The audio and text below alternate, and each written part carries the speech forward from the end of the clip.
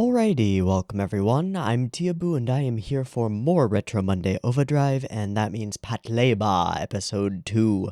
If you watched episode 1, you know that I was really impressed by it, from the composition, which we talked about kind of in depth on a couple of points, to some of the almost nonsensically awesome production, like the random sequence in the middle of the episode where we just have this incredibly detailed scene of leaves blowing in the wind as a fucking like indicator of setting change, and that's it, and it's beautiful. To the entire construction of the episode itself, it was really well put together, and as an introduction to a series and getting us invested not only in the characters but in the technology that they're using, that they're bringing to bear against the threats that they face, was excellent. It gave us a reason to care about Alphonse and the rest of the other mechs that are similar to him. All in all, it was fucking awesome, and there was a nice set of action scenes at the end to get us gung-ho and pumped. Characters seem interesting. We've got a pretty diverse, pretty interesting cast who are fitting into archetypes of sorts, but we don't really know yet. It seems like Noah is the main focus, and then behind her would be, I think, Goto, I would want to say, is the person that we're focusing on the most, because he's so interesting, and I don't know what to think about him yet. But I like him. He's weird. He's kind of laid back, but also almost bucking at the rules, but not really. And then sort of deadpan with the dead fish eyes, and also seemingly really competent and quite intelligent and able to lead his team to victory and success. It's an interesting dynamic, and all the characters seem interesting. And the dynamic that he seems to have with his, I guess, rival in the first division is interesting as well. There are lots of really cool things going on in this show, and so I'm really excited to see some more of this, to see what Oshii pulls out, to see, hell, some of the cool cuts that we're certain to get here. There are bound to be some excellent ones in pretty much every episode, and I'm really looking forward to going through them. So I think that's about all we need to cover. We were introduced to our characters, introduced to what they're up against and what they're up to. We defeated a couple of terrorists who had hijacked, I think it was a construction labor, and we have acquired successfully, although they got damaged in the fray.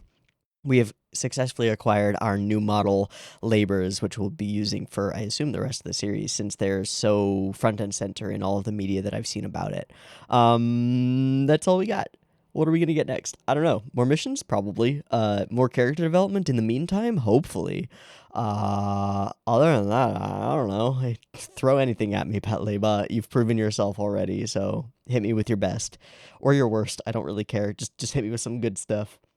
Okay, so let's move ahead and actually go ahead and jump on into episode 2 of Patlabor. Hopefully we won't have any subtitle problems like we did last time. I managed to deal with them, and it's fine, and I can deal with them again if it happens again, but it's a fucking hassle, and I really don't want to deal with it. So hopefully we're all good, and that was just one weird thing that happened. Anyway, let's watch Patlabor episode 2. I've got it up and ready to go. I'm continuing to use the same Bankai rip that we had before. If the subtitles continue to be wonky, I might switch things up, but it seems to be a really good rip, so we're going to go with it for now. That's about it. There will be two versions of this reaction. You can find a picture-in-picture version with the video up there, linked in the descripble-de-doo. Time-based version will be up on YouTube. If you want to do a sync thing, you can do that. Just get your copy of Patlabor episode 2. I'm not actually sure if that's correct. I don't think it is. I know I'm emphasizing it for almost humor. It's not really funny, but it cracks me up a little bit on the inside. But if you want to take up your own episode of Patlabor with this one, you can do that. Just get your copy ready, because the beep beep timer to count you down will be coming at you now.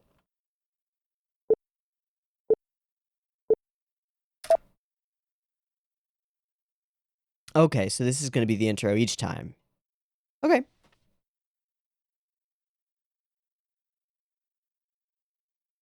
My only problem with it is that it's not a smooth zoom. It's kind of jerky. It's really annoying. Labor Hanzai. Mm-hmm. Mm-hmm.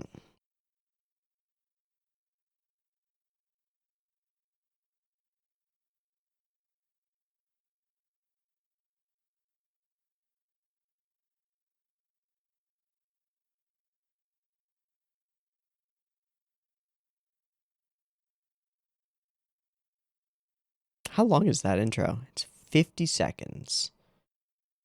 And then there's this sequence, and then straight into the OP. I guess that is part of the OP.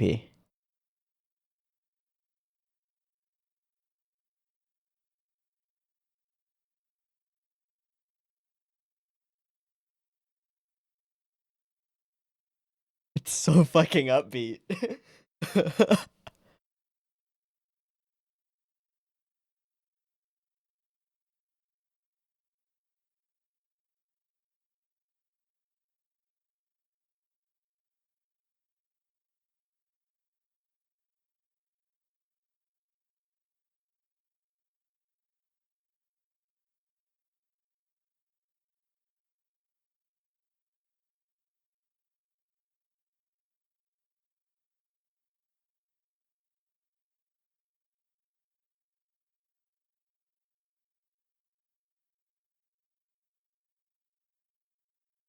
I really like this song. I like the whole OP. All the visuals are really good. The big stuff, the little stuff, the facial expressions, the motion.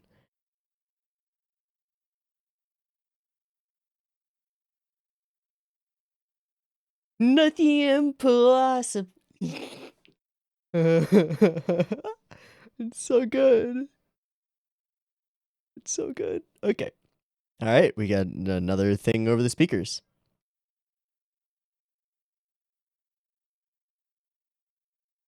All right, all right, all right. Whoa. That's kind of dope. Ah, running out of the dark. It's Alphonse, right?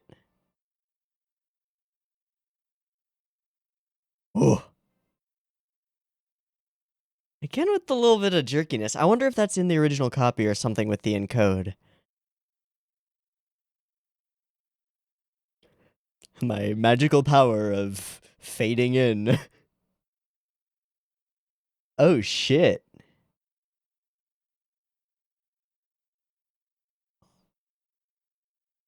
We got flying labas.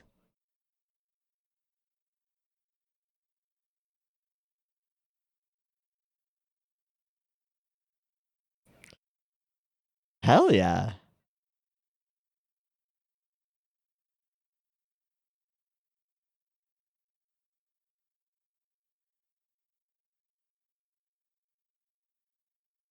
Let's fly. All right. Let's go. Wow.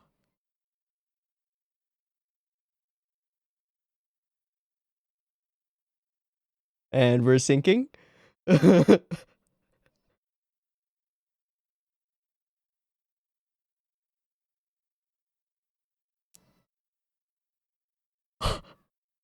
Oh fuck.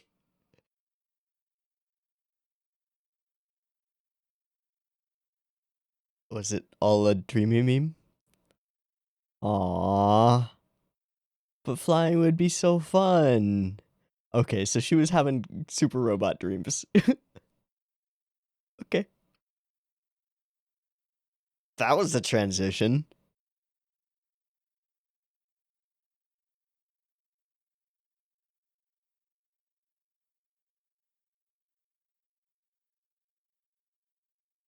Darn. Darn. I wonder if the power booster thing is a specific reference. Oh, it's Best Girl. It's yeah. Kanuka? Ah, Hawaiian.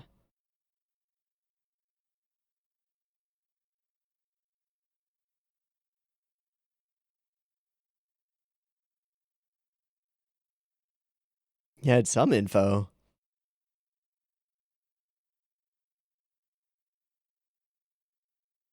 This is clever. We don't have to animate mouths. There we go.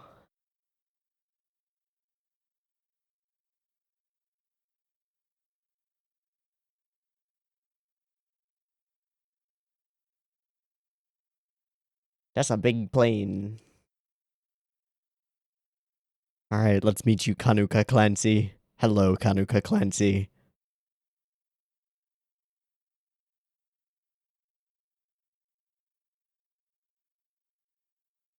Jeez, look at that hair. Fuck.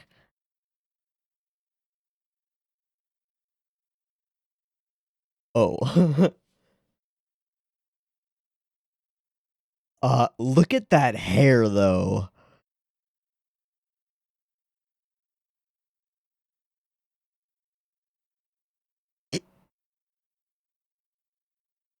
Sergeant.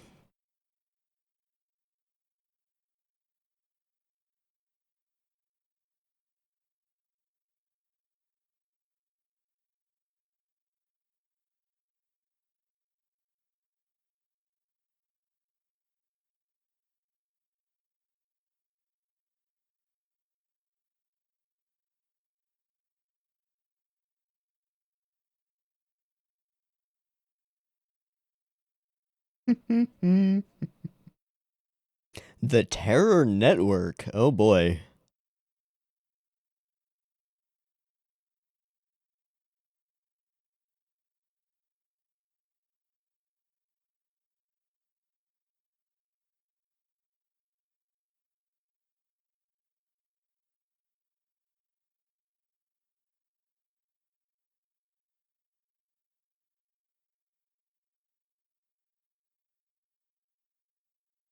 Oh, good question.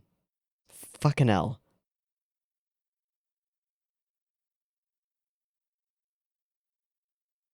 That makes sense.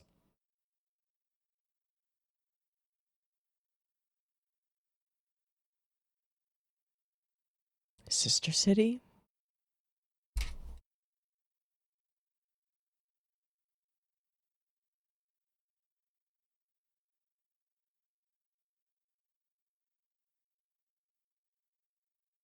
Yeah, those are the two things that I just wrote down.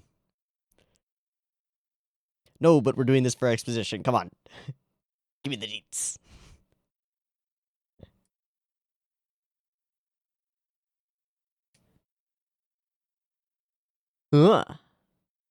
That's ahead of its time a little bit.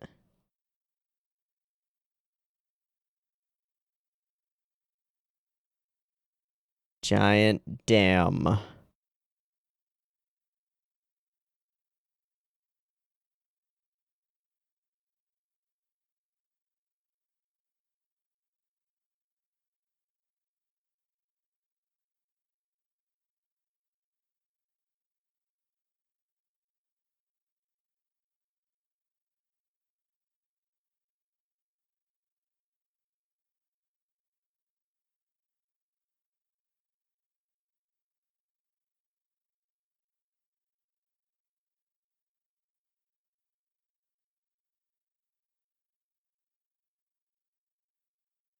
Got it. Okay. That actually makes perfect sense. Including your boss.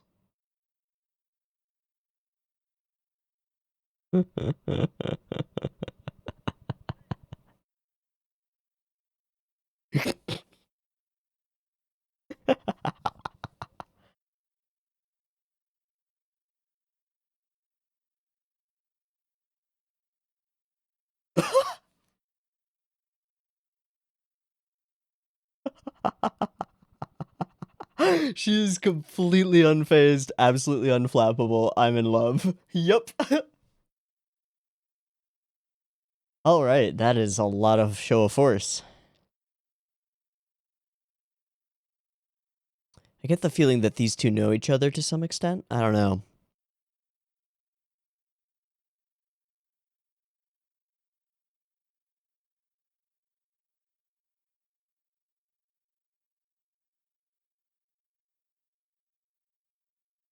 Hmm. Hmm.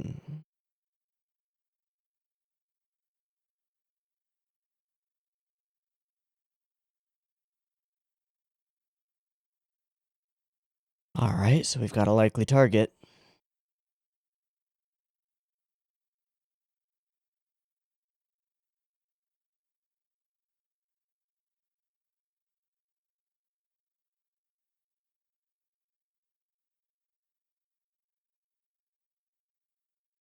Mm-hmm.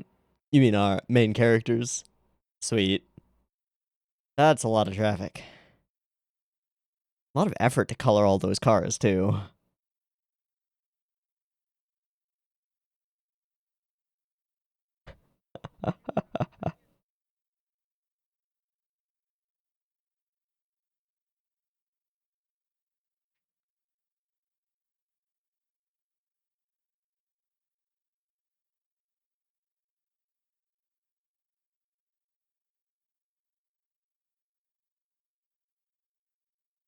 Hmm.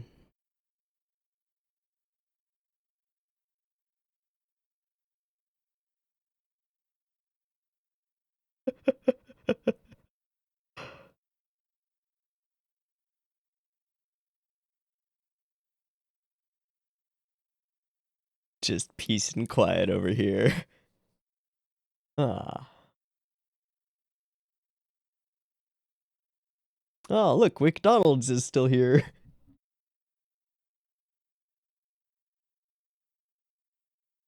Hmm. Probably not.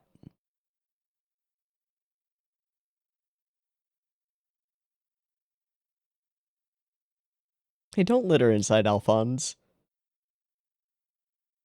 Oh no, we're in the van. Okay.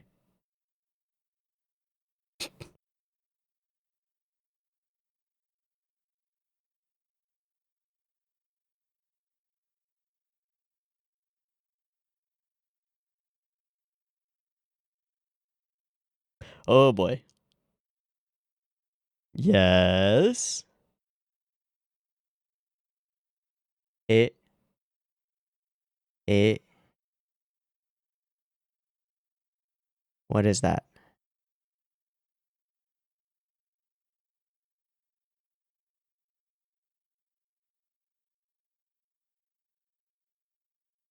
This is gonna go downhill so fast.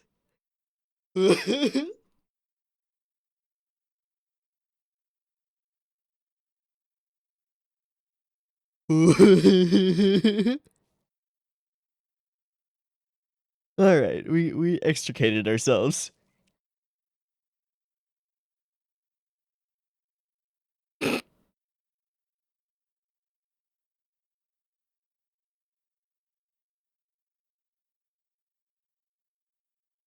Oh, and Axe, she's really one of the terror network or something? Probably. What? If so, that means we're introducing our villain before the halfway point. If so. We'll see, though.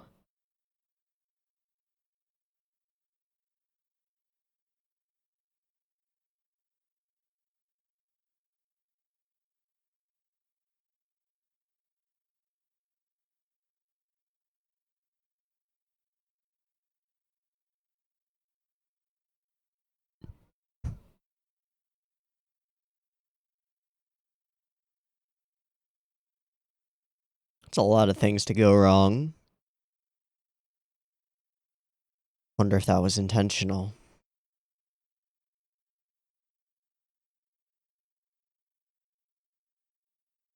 Hey, it's a 4.5 tatami room.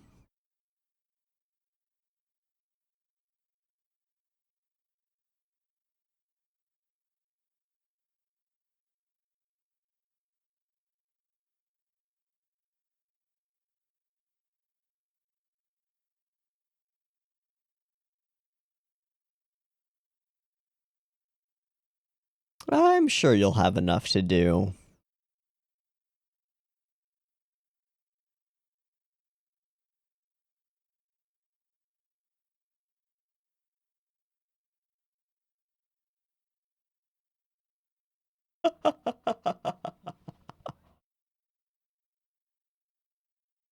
Oh,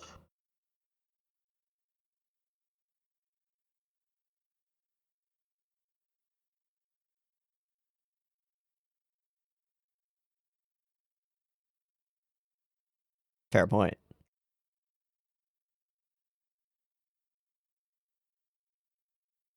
Aww.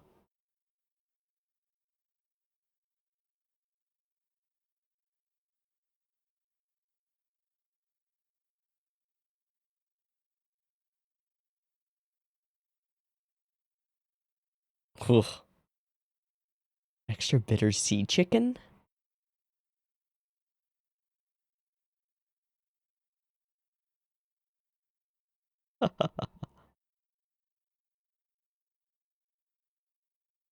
Hey!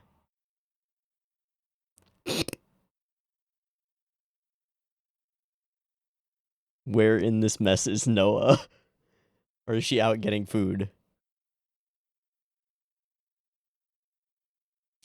Gun obsessed as always. Nothing but horrible snores. Thanks. Ugh. Oh. Oh my. Oh, this is a track. I like it. Alright, suit's waiting. Everything on lockdown, nobody around. But something's gonna happen.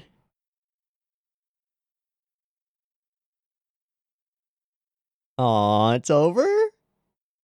Aw. I like that one. I want more. Ah, thanks.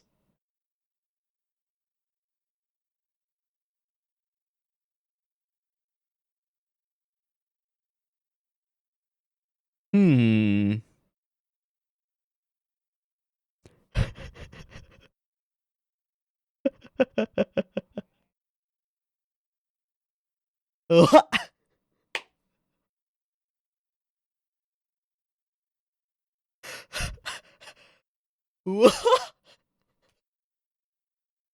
They're all in the worst state. Oh my god.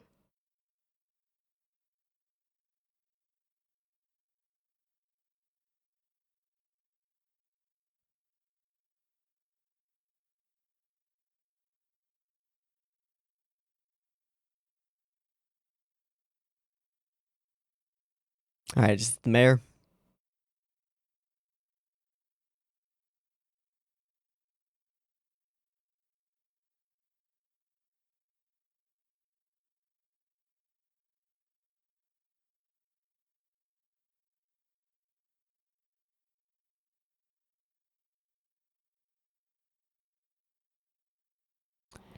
That's not us. That's something else. Nope.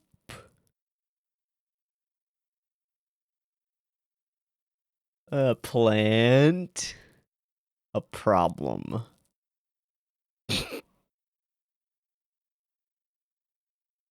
Yeah.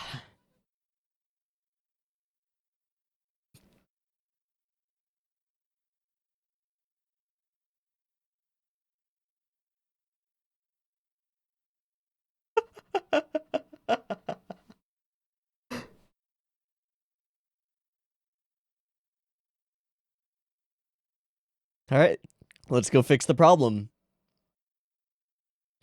Big bomb or a lay button inside?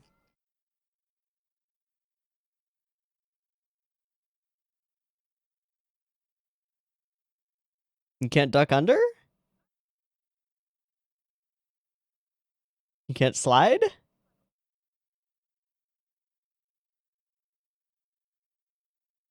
Something about flying? Are we gonna fly by holding onto the bimp? The bimp. The blimp.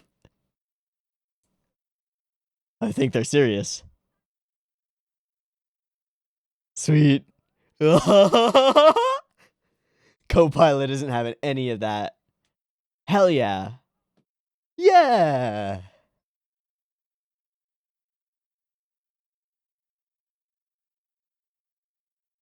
I don't care. This is gonna be awesome regardless. Do it, Captain. Yeah.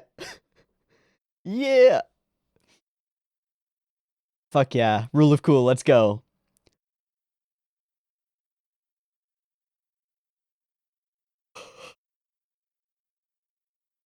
Whoa. Oh yeah, yeah, yeah, yeah, yeah. Like Jojo.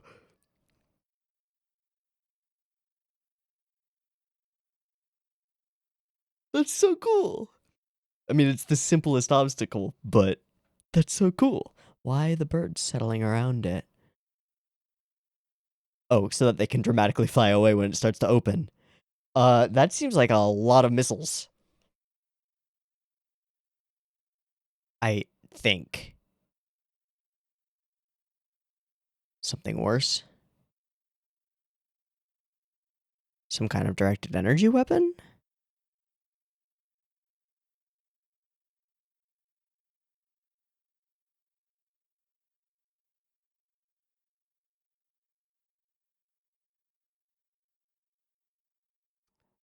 Oh.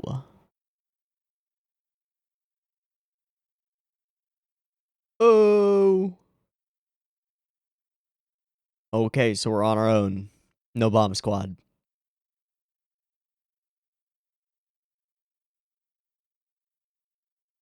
Well, there's some of our tape.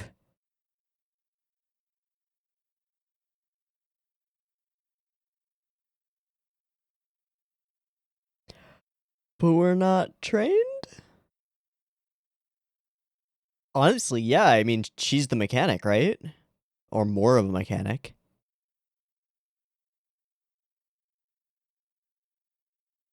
Okay. Okay. Okay. Whoa!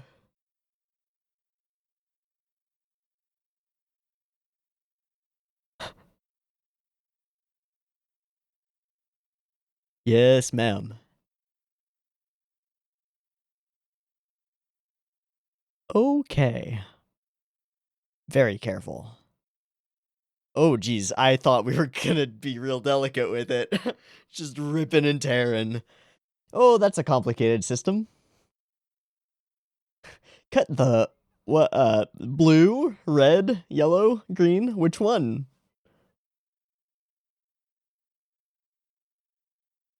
Ah. Okay, okay, okay. Whoa. Oh, going underneath. Whoa.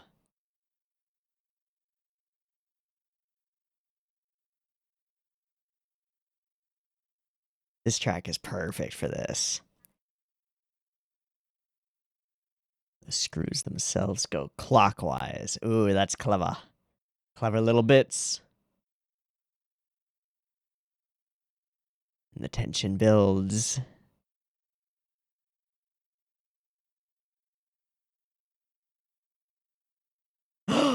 She doesn't know everything.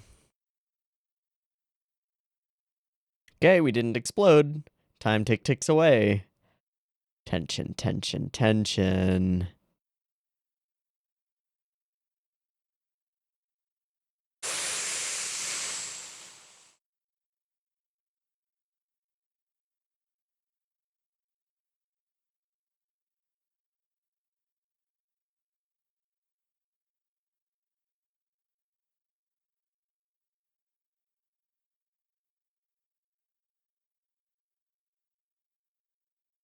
Ah! Ah!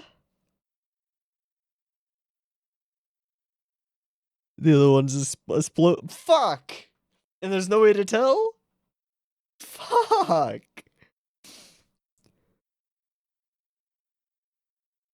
Yeah. You have to pick. Yeah. Well, go for it, buddy. Yep. Still yourself. All in. Long shot. That'll do. And if he does his job right, no one will be the wiser. Oh, man. No, you just gotta do it. He's gonna switch and cut the blue wire at the last moment, and it'll be right. Oh, this is so tense.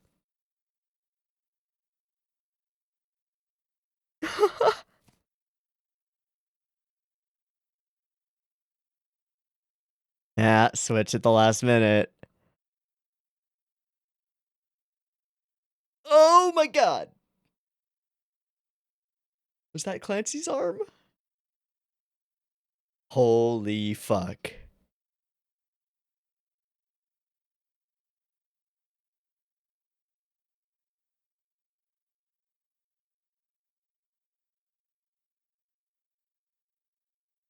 And the day is saved. Hmm.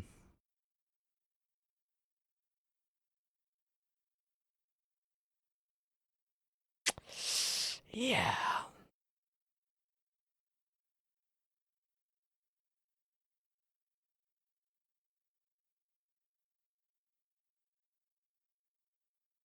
No, bud, we need you.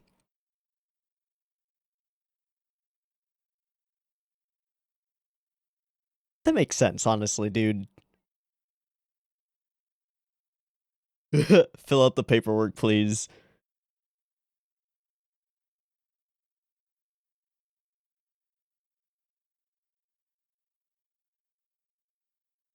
Is she gonna be... Oh! She'll be staying around. Awesome. Never mind.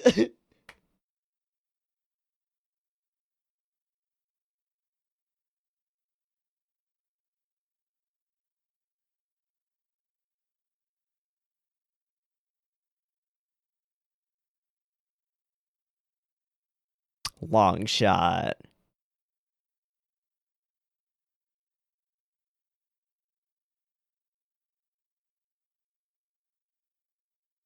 Awesome. I'm gonna adjust my blinds because I'm getting bright over here.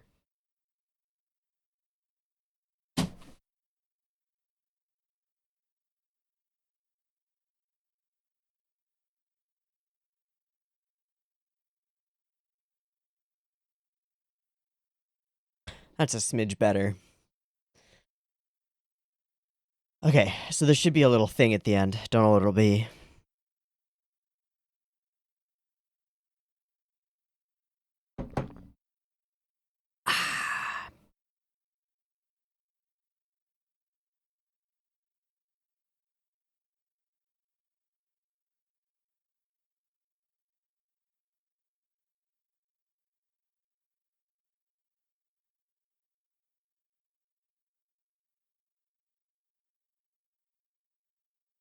Is Gojira?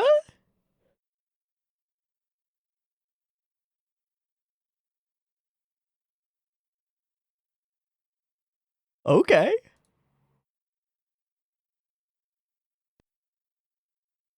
Ah, crap. Fuck.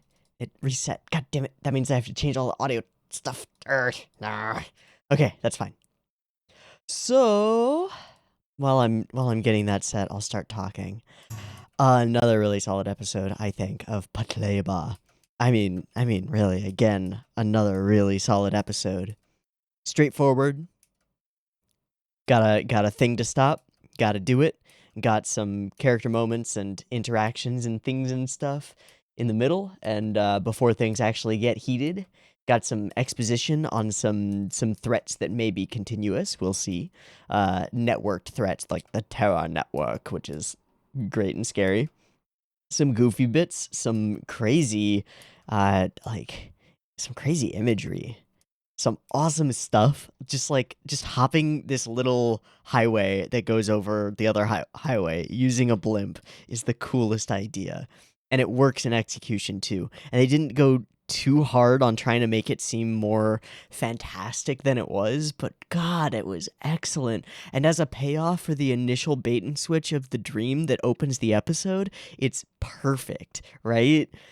Introduce this idea, get us excited for the idea. It functions kind of the way that introducing the labas in episode 1 did, and then holding off on giving it to us until it was the right time. Here we do kind of the same thing, we introduce the idea of flight, get right up to the point where it could happen and we can make it really awesome in the dream, and then we snap out of it, reveal that it's a dream, and the rug is pulled out from underneath us and underneath Noah, right? And then we ratchet up the tension on the actual conflict, the actual threat that threatens the episode, in this case, the Terror Network and their launcher of whatevers, of bad juju that will explode, and we need to get there. Now we have a goal, and we have an obstacle in front of our goal, and the only way to get past our obstacle is to do the thing that Noah was dreaming about, and so we do it, and it's awesome, and her team pushes her to do it, and she does, and it works. That's payoff, man. That's setup and payoff, and it is fucking excellent. And then there's the ever-present tension of this scene, the stark contrast of what light he actually has underneath the thing, the strange cramped location that makes it difficult to see what he's seeing and understand stuff, the feeling that he's alone and in the dark. It's so good. And then the build-up of the music for this whole section is so perfect for ramping up this explosive tension, and his expressions getting more and more insane, himself getting closer and closer to the edge as he's freaking out and realizing just what kind of a position he's in, until it makes him essentially freeze, and we just ratchet it up higher and higher and higher until he's just panting, until the environment around him is reacting to him. Oh, it's so good. You know what else is amazing? Wow. Portions of this are in 24 FPS. Just thinking it was a little bit smoother than it needed to be. These are all on 2s. There was a segment on 1s. Where did it go? There.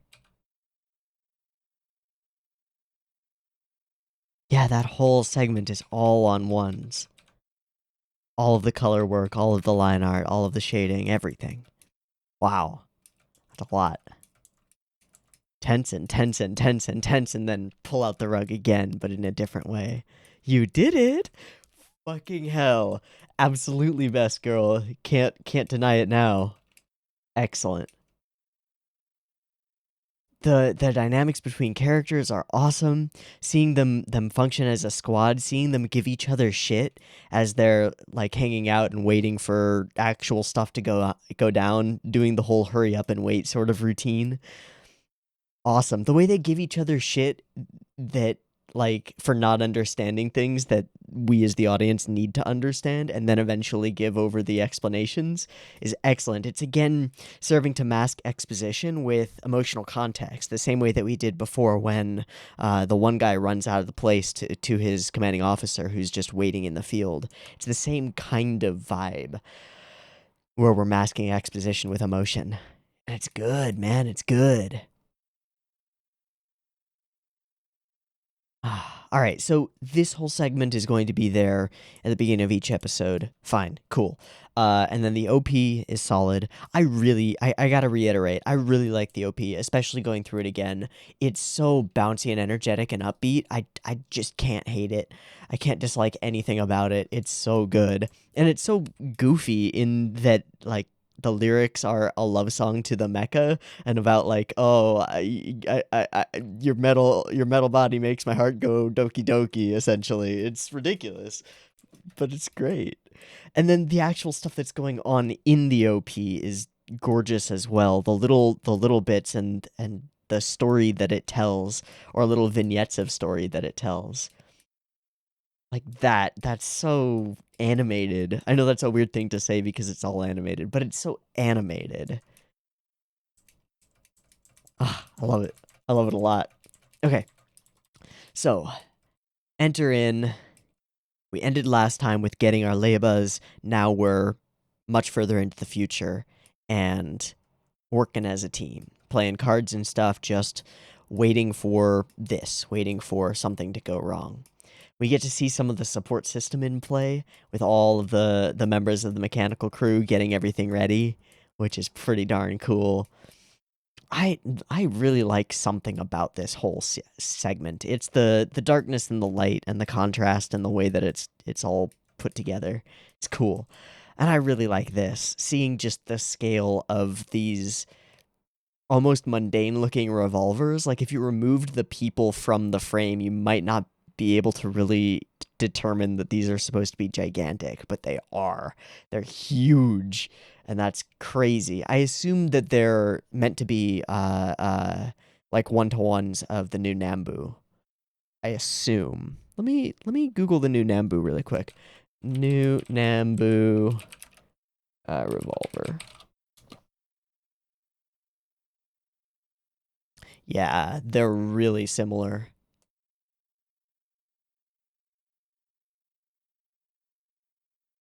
Yeah, there are a couple of different stock designs for the Nambus, but that looks massively similar to a new Nambu M60.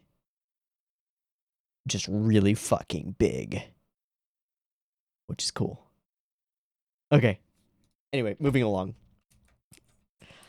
Some interesting and cool shots, like this one where she's just running out of the darkness. And then this where there's just awe, and then the Leba looming above her. This is cool. It's almost like a reintroduction of the Leba. Like, hey, you remember this? It's cool. You're into this, right? Yes, yes, I am. And it looms. Something about the way that it's lit, about the way that the line work is put together, about the way that it's even not clean lines. They're broken line art, and there are a lot of clean lines in this show, but these are broken, and I don't know why. But it works. It adds something. And then here they're much cleaner. I don't know why. There are wings on that Leba's back. And she just smiles. There are all kinds of things in this sequence that don't really quite track. Like her running out of the pitch black darkness, or Goto just fading in with his magic powers beside her. That if you were paying attention, you might think, hey, this might be a dream. This might be a little weird. And then the darkness at the edges of the scene, it's just not quite grounded in reality the way that most of the show is. It's not quite right. And then this whole sequence with the thingamajig opening. What does the voice say?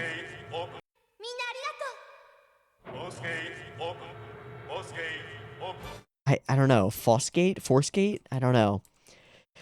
And then we started up. The glimmer gleam that goes across is very Super Robots. This whole sequence is super robotsy. It's not real. It doesn't track. And then it stops because of course it doesn't track. It's not real. And we fall and almost squash somebody, and then we fall out of bed and suddenly we understand. Aww. I like this moment where we just hold on her expression and it doesn't change at all, in that kind of half dream state where you're trying to put the pieces together and be like, wait, okay, it was a dream, I'm not really on mission, there isn't really a flying robot, I'm in my bed, nothing happened, okay.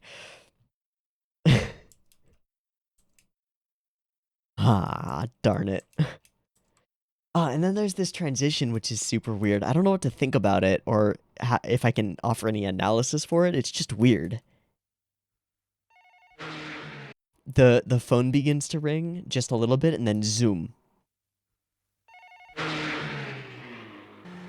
It's almost Guy Ritchie-esque, or shit, who directs the Simon Pegg Nick Frost movies? Director of Hot Fuzz.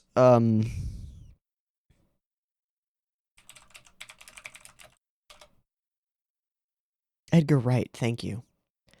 It's almost Edgar Wright or Guy Ritchie-esque, with the thing which starts, which would lead you on a logical, like, causal chain to getting to the next scene, but you just start one and then cut to the next one.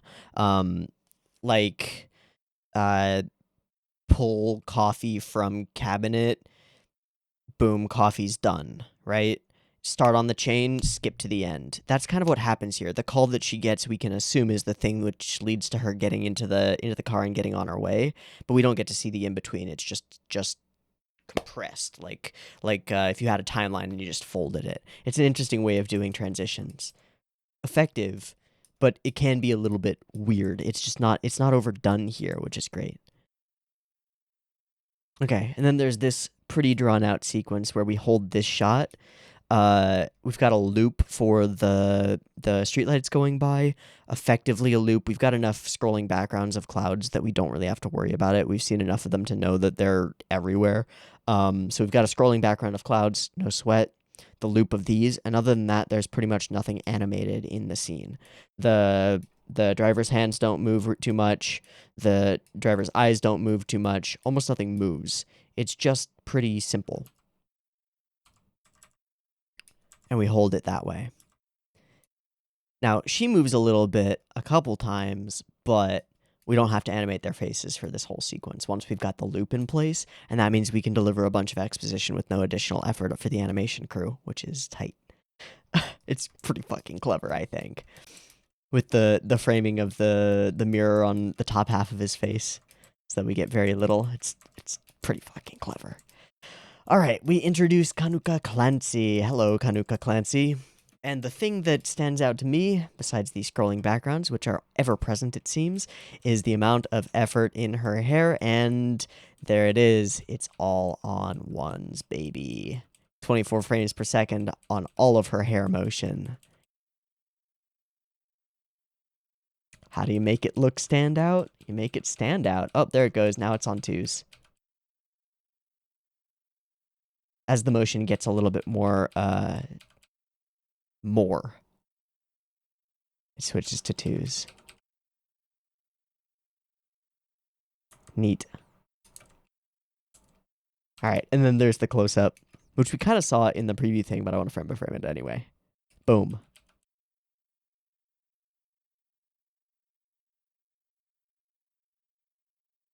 This is on threes.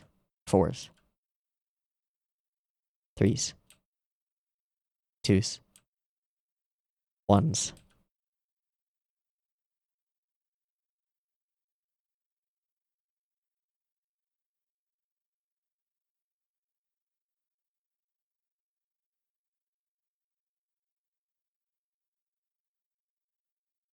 Ones. Twos.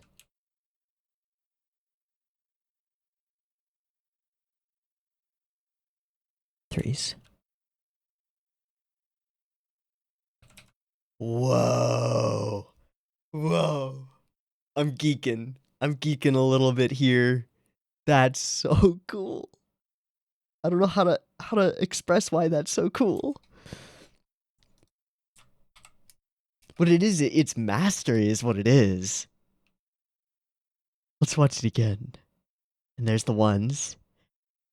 And then back to the twos. Wow, you can really see it. Okay, we're on twos. And then we hit here, and it starts to become extraordinarily fluid. That whole sequence. Extraordinarily fluid, all blowing at the same time. And then back to twos as it settles more slowly.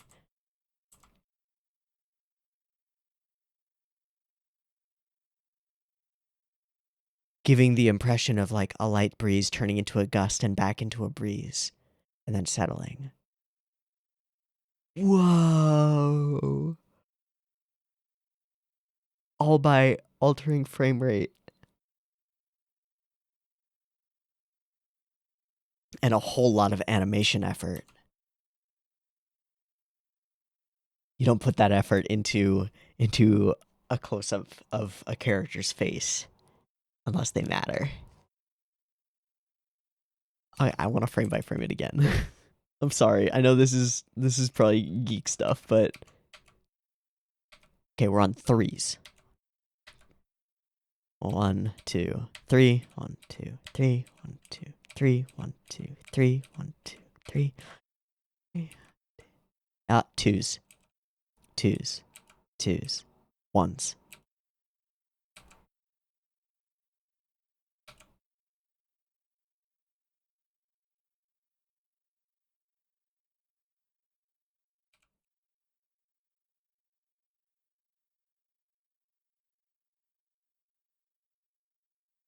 Whoosh.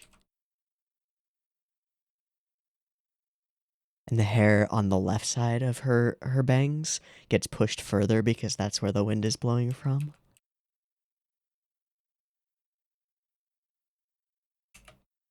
Whoa!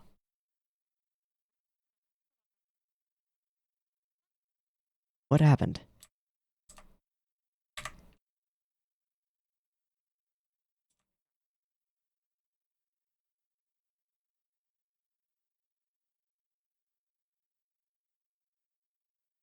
Whoa. Okay, we're gonna move on, but that's so good. That is so good. Okay. So, introduce Kanuka Clancy to us, speak some English, everybody immediately falls in love. We get this sort of look from her. I wasn't sure what it was. At first, because of the context, with everybody sort of falling head over heels for Kanuka Clancy. Warranted, by the way. I thought it was jealousy at first. It doesn't seem to be. I think she just wants everybody to stay in line and pay attention. I don't know. And then she speaks the Japanese, mention the terror network, do the exposition through little conversations in the people who are functionally audience members for this. Terror network, Babylon Project, Beach House, cool. These are the objectives. Goodwill visit to the sister city, also about the Babylon Project, blah, blah, blah, blah, blah. And they will probably attack. So, we get our exposition, do some cutaways to show us some stuff. Cool. Makes perfect sense for a bit of a philosophical argument, although we don't delve into it too much. The idea is that maybe we're taking action that benefits humanity, but negatively impacts the environment. And given that we're talking about climate change and global warming in, I believe it's 1989, that's a little early for that to be at the forefront. So that's kind of cool, a little bit ahead of its time. Okay, and then that led into shitloads of construction laborers, leading to an increase of crime, leading to the Patlabor squads, which makes perfect sense. And then the way they start getting at each other's throats, excellent. All right, shows of force, shows of force, shows of force. And then they're working together, which indicates that there wasn't jealousy there. They seem to be doing fine. Blah, blah, blah, blah, blah. I really like this scene. It gives a sense of scale. And the one thing that strikes me as effort-driven here is just making all of these unique-looking vehicles from above. There are a lot of them, and they're all different colors, and maybe more colorful than real vehicles would be, but, I mean, there's a distinct lack of, like, white, black, silver, gray cars, which are pretty common.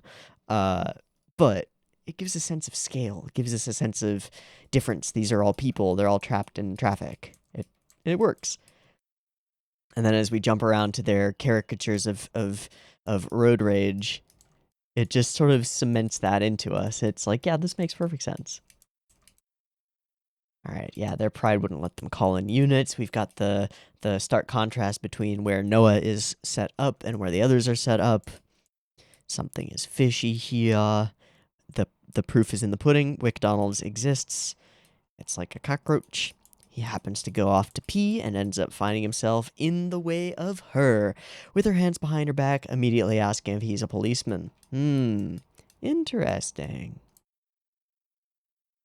Funny that she, being the tinker who put this bullshit together, would be immediately bringing it up as though to throw suspicion off of herself. Like, get rid of this thing, and to throw suspicion off of it.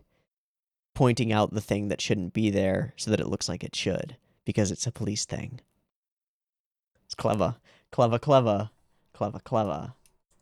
Flew right over my head. I mean, I was a little suspicious about this whole sequence, but once we devolved into, like, calling each other names, and his face starts getting, like, angrier and angrier with each line back and forth between them, each iteration. Until he's just telling her to, like, go and pet your cat, you old bitch, gosh. And then she turns and breaks the fourth wall, stares directly into the camera, and her face contorts into a mask of villainy. So that indicates that there's something going on here. Okay. tipping your hand a little bit, Oshi, but sure. All right, and then at this point, I believe that my subtitles will get fucked as they did before. So let me put this. I think it was 5,400 milliseconds, and that should be good. I don't want an audio delay. Good. Regardless. Chekhov's blimp, I suppose. I don't know. Cool landscape. And then the sort of mirrored shot as though we sort of zoomed in through the roof of whatever building they're in, and just they are so cramped in this tiny little 4.5 tatami room. It's so tiny for 5 people. Yikes. And the feet get a little close to us for comfort because they'll be a little close to everybody else for comfort a little bit later.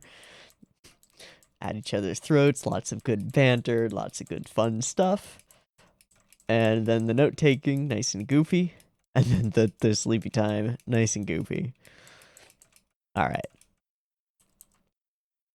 There was something about this whole sequence that I really liked. Oh, it was this track. Yeah.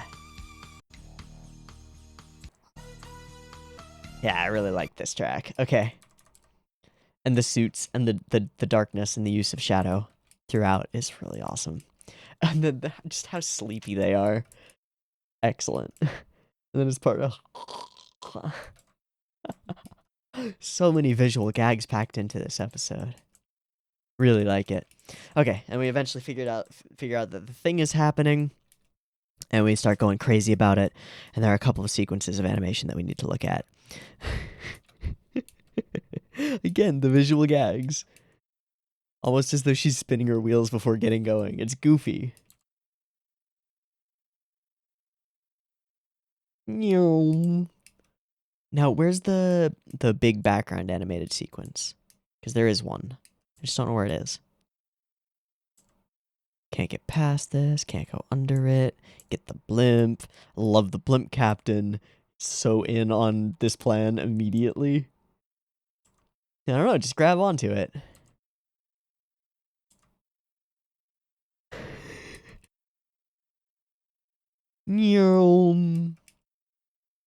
Clunk.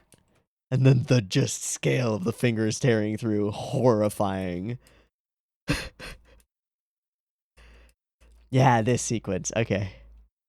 Wow, that's cool. And we're flying. Just by a hair. Just by a hair. Awesome. Alright, and then we go into the aforementioned extremely tense, really fucking cool, really awesome defusal sequence. Which is...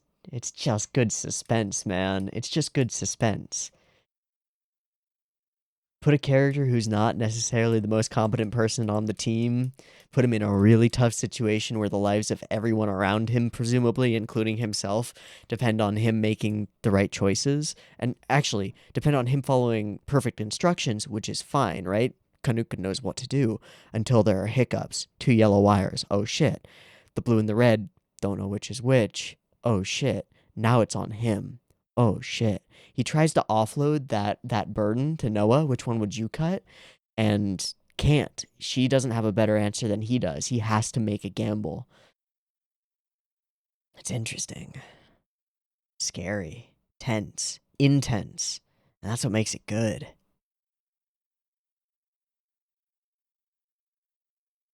And then Kanuka Clancy. She's on board. And next time, I guess we're fighting Gojira or something. The creature from the Black Lagoon. He was like 140 million year old curse or something? Okay. Well, this was a fun episode. The thread of hoping for flight, being unable to achieve it, and then using it to eventually achieve our goals was really good. The tension in the ending sequence was excellent. The banter between the characters just gets better as we find out more about the characters, and their banter becomes more complex.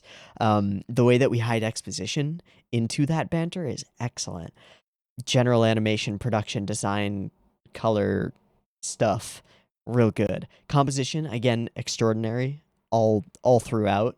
And more than anything, this show is easy to watch. It really is. That's how I feel about it. yes, it's a 30-minute episode, but it doesn't feel like a 30-minute episode. It goes by quickly because it's fun. I want to watch it. I want to watch more. I want to see what the next scene will be. I want to see how the threads that are being laid out come together. I want to see the goofy bits with the characters. I want to see the tension bits. I want to hear more soundtrack bits. I'm invested and I'm engaged all the way through. And that's the mark of a good show. If you enjoy it, right? Then it's good to you. There's nothing objective about that. I enjoy this, and therefore it is good to me. I think that's going to be my take on Patlabor episode 2. I'm not going to go through and try to find a sequence to super duper dig into the composition of or anything like that, because nothing stood out to me immediately as being super excellent. I'm sure there are more than a couple of scenes here that I could find things to talk about, but instead, I'd rather just say this was a solid episode and I really liked it, and I hope you did too. I'll leave it at that, and we'll pick up next week with more. Cool? Cool. Me, Teeaboo, this Patlabor episode 2. I hope you enjoyed it as much as I did, and I hope to catch you next week when we watch some more. Peace.